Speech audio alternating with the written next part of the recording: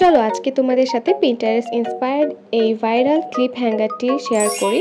Hello everyone, আসসালামু আলাইকুম, welcome to Nabila story.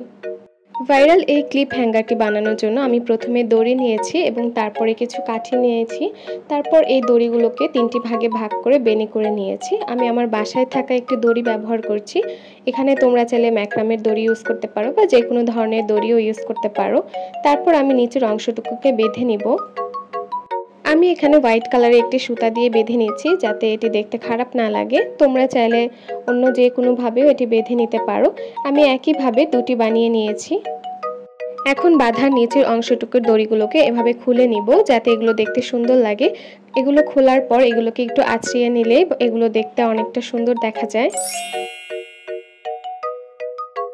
আমি এখানে 4টি কাঠি ব্যবহার করছি, তোমরা চাইলে আরও বেশিও ব্যবহার করতে পারো। এখন এই কাঠিগুলোতে গ্লু গানের সাহায্যে আমি এভাবে পেঁচিয়ে পেঁচিয়ে লাগিয়ে নেব।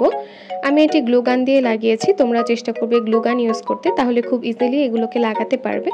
এখন আমি দুইটি বেনির সাথে এভাবে করে কাঠিগুলোকে বসিয়ে দিব যাতে অনেকটা হ্যাঙ্গারের মতো শেপ আসে। আমি গ্লু গানের সাহায্যে এগুলোকে লাগিয়ে নিচ্ছি। গ্লু গানের সাহায্যে লাগালে খুবই তাড়াতাড়ি এগুলোকে লাগানো যাবে। আমি 4টি কাঠিকে সমান দূরত্বে লাগানোর চেষ্টা করেছি। এখন এই নিচের অংশটুকু একটু আঁচড়িয়ে দিব যাতে দড়ির প্যাচগুলো খুলে যায় এবং দেখতে অনেকটা সুন্দর লাগে। আমার ক্লিপ হ্যাঙ্গার বানানো কিন্তু শেষ। চলো এখন ক্লিপগুলোকে সাজিয়ে দেই।